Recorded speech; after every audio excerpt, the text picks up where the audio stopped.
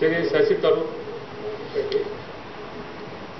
Thank you very much, Mr. Chairman. In discussing the Juvenile Justice Bill, I've listened attentively to the Minister, but I think we need to ask ourselves a basic question. What does justice seek to serve? Does the state exercise its punitive powers in order to be vengeful, to extract an eye for an eye, to punish in a manner that can only be described as primitive? Or do we hope to use the justice mechanism as a corrective to wean people from error and to rehabilitate the young? This question is all the more necessary in the case of children who commit crimes, because they're not often sufficiently mentally or emotionally developed to understand the gravity of their wrongdoing. Are we as a society now starting to take revenge on children? I understand where this is coming from, Mr. Chairman. We were all horrified by the terrible attack on Nirbhaya in 2012. It shocked the national conscience. I myself met the parents of Nirbhaya not once but twice, so I have great sympathy for their plight. But to actually take that case and to say that, oh, because according to the media, some of these heinous acts were committed by a juvenile, that he will get away with minimum punishment and therefore the system should be changed, this is terrible. A lot of people were saying things like, if he's old enough to rape, he's old enough to hang. I can understand their anger, their emotional, but, Mr. Chairman, the problem with such an approach is twofold. First of all, it treats children as adults, which is simply wrong, morally, legally, constitutionally, ethically and emotionally, as I shall explain.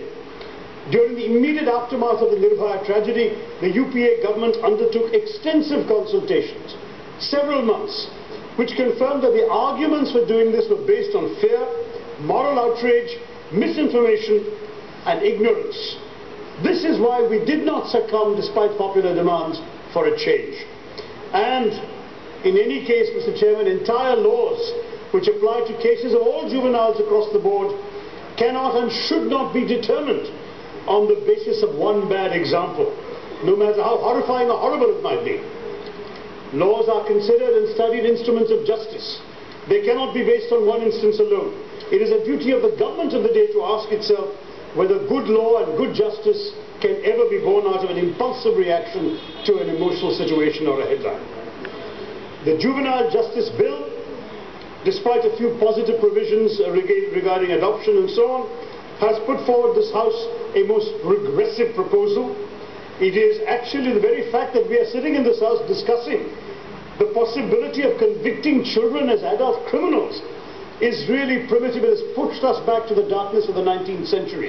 Today is a black day for this Parliament in terms of modern jurisprudence. I must sadly accuse the government of having chosen political expediency over justice. As the Minister has explained, they'll create a selective system whereby the Juvenile Justice Board will have the discretionary power to transfer a child in the age group of 16 to 18, accused of certain crimes that she has mentioned, to an adult criminal justice system for trial and conviction. As the Justice Verma Committee observed in 2013, and I quote, "We cannot hold the child responsible for a crime before first providing him the most basic rights given to him by the Constitution." What are these rights? The provision under Clause 16 and Clause 19(3) of the Juvenile Justice Bill is not only in contravention of the most important fundamental rights guaranteed by our Constitution, but is in conflict with its own objects and principles, Mr. Chairman, here in this document, the bill before us. The fact is, as she points out, on the one hand it replaces the word juvenile with child in conflict with the law, which is supposedly more humane. But this very child in conflict with the law is meant to be tried for adult offences. An inhumane idea conceived by this government. And even here there is a flaw. The terms child alleged to be in conflict with the law and child found to be in conflict with the law are not defined clearly and are used interchangeably in this bill, even though there is an obvious difference between alleged to be and found to be. This is just one more confirmation that it's a bad law, badly written and badly thought through. Now, they claim in their statement of objects and reasons that they're going to be actually catering to the needs of the child in conflict through proper care, protection, etc. It's a child-friendly approach, the Minister says today. But the child-friendly approach suddenly disappears when you're between 16 and 18. International examples, I can give you many, Mr. Chairman, but I don't want to use up your time, show that transferring children to the adult system has failed to prevent repeat offences, failed to reduce the juvenile crime rate, failed to promote public safety. In fact, this bill will actually increase the risk to public safety, Mr. Chairman, because convicting a child in an adult criminal trial will deny the child the fulfillment of his basic rights, will prevent his physical, emotional and intellectual development, and we will be churning out more hardened criminals than reformed adults. There is a US study that has established that 80% of the juveniles released from adult prisons go on to commit more serious offences.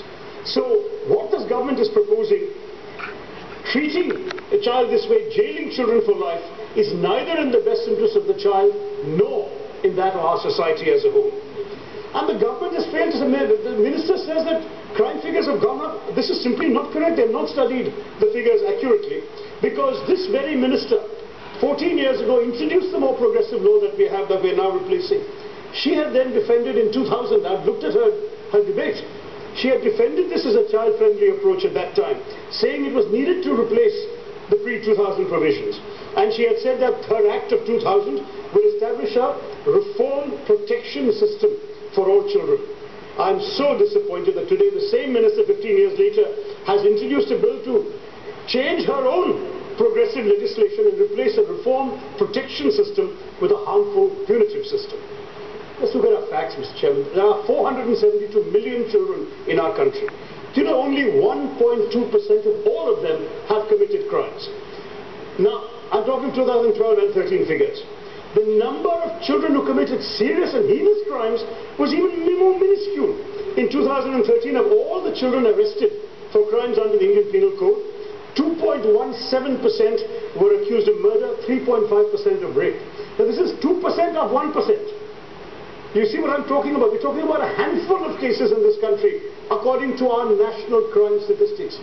How can we pass a law that will jeopardize the other 99.98% children in this country because we are overreacting, or this government wishes to overreact to these handful of cases?